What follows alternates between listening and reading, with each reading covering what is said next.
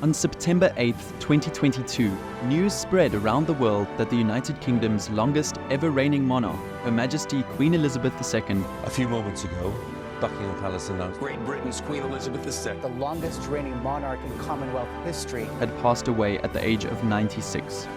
This spelled the latest change in leadership to an institution that can trace its roots back over 1,000 years. It's almost impossible to think of the UK without a royal family because of it. So how would this actually work?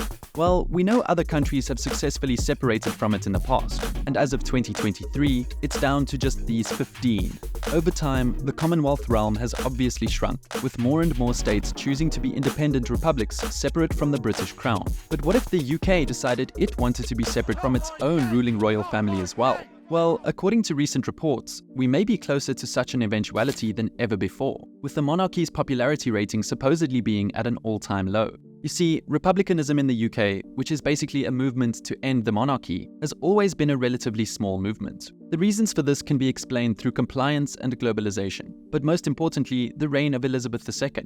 You see, Elizabeth's time as monarch came during a critical time for the royal family as an institution. As the world developed and more questions started to be asked about the way things were and had been previously. For both the 19th and first half of the 20th century, the monarchy's existence went unchallenged, as the majority of Britain's population had been taught to respect and appreciate the royal family, leading to decades of mass compliance. However, as the latter stages of the 20th and 21st century came and the world became a more connected and liberal society, the British Republican movement picked up in popularity. But the thing is, this increase in traction for the anti-monarchists coincided with the reign of a very popular monarch, who made the value of the institution known through its modernization. Alongside this, Elizabeth II was also a remarkably popular figure, not just in the United Kingdom and wider Commonwealth, but also amongst fellow heads of state of the world over.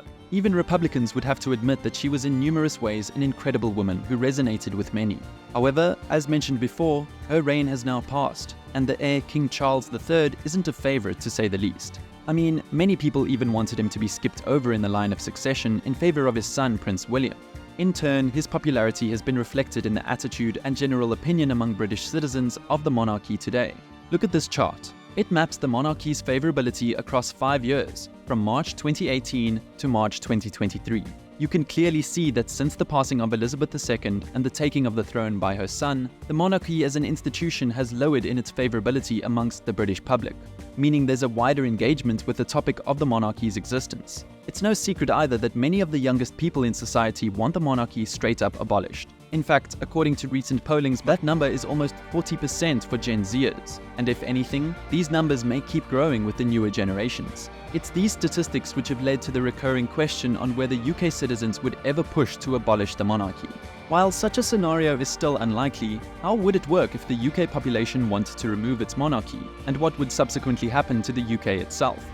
Well, first and foremost, there would have to be a legitimate referendum on the matter, which most likely would come from extreme pressure from the general public. It'd have to be passed by Parliament and most likely the monarch themselves. Such a referendum would probably be titled as, "Should the UK have an elected head of state replacing the monarch?"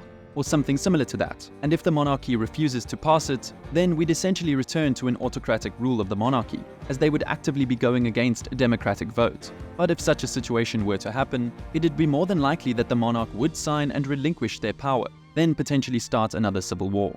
Now, say this all went through, and the UK population in majority voted to abolish the rule of the monarchy in the UK. What next? Well, the monarch themselves would have to formally sign that they redact their power as head of state in the UK, but would remain head of state of other countries within the Commonwealth realm. And then, chaos. Maybe. Because as soon as you abolish the rule of the monarchy in the United Kingdom, it effectively also abolishes the UK as a state. What I mean by this is, without the monarch as the head of state, there is no United Kingdom, as there ceases to be any kingdom at all. From here, truly anything can happen. Unless, of course, everything was decided before the monarchy was abolished. The UK is currently governed by the Westminster system, which has the monarch at the very top. But obviously, we know that the monarchy has lost most of its power and is now essentially just a ceremonial role. So, in practice, nothing would truly change as the country is already a functional democracy with very little impact from the royals. But the thing is, because the British monarchy has been well ingrained in literally everything in Britain for centuries, especially their institutions, it means their ceremonial power is really woven into their constitution. For example, the Parliament can't pass any legislation without the consent of the monarch, and members of the House of Lords, which makes up the upper house of Parliament, are appointed by the monarch, even though it's basically on the advice of the Prime Minister. So technically, if there's no monarch, then the entire system falls apart, even if it runs perfectly without any real input from them. What this means, obviously, is the whole constitutional framework would begin to be overhauled to live without the monarchy, as there'd be a constitutional crisis. We've seen other European countries in the past go through this when they abolished their monarchy, and also with former British colonies as they gained independence. So there's sort of a precedent for it, which is turning it into a presidential role. That being said, if anything goes wrong at this point, the chance for an actual dissolution of the UK where Scotland and Northern Ireland break free from the Union is very, very possible. I mean, the Westminster system was the only thing preventing Scotland from being able to hold an independence referendum in 2022. If it did happen, well, an independent English Republic or Great Britain would be severely weakened economically, militarily, and in population size, which in turn would weaken their global power and influence. Regardless though, if the UK dissolves or somehow stays as a commonwealth of some sorts with a new constitution, what happens from that point on would be the same for both outcomes. Passports would need to be changed to not have the royal coat of arms on it, nor any mention of the monarch. The pound and postal stamp will change designs to one that doesn't feature them either. Same with military medals and uniforms bearing the monarch's cipher. Even the national anthem would have to change, since it mentions "God save the king or queen" based off who the monarch is. Basically, a lot of things like that will need to be changed. Then there's the issue of the Crown Estate. Valued at about $20 billion, it's a collection of lands, palaces, and holdings in the United Kingdom belonging to the monarchy as an institution of the state for as long as it exists. So, if the monarch ends, then it would be the legal end of the Crown Estate as we know it, meaning most of the property would likely be confiscated by the state and turned into tourist attractions like they've done with the Palace of Versailles in France, bringing in a lot of extra revenue. Of course though, this would probably be after a decades-long battle between the state and the Windsors over everything. As for where the monarchy will reside after basically being evicted, well, they do privately own some properties like Sandringham House and Balmoral Castle, which would likely become the new permanent residence for the deposed royal family.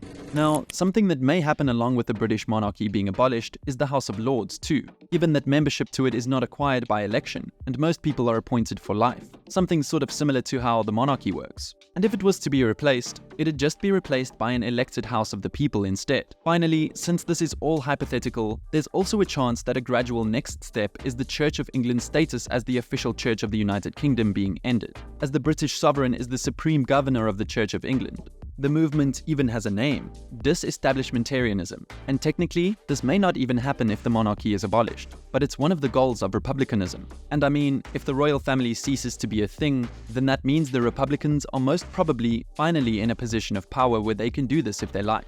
The church wouldn't literally be dismantled or anything, but the UK as a country would basically become a secular state as a result of this. And that is what may happen if the UK ever abolishes their monarchy. Thank you for watching.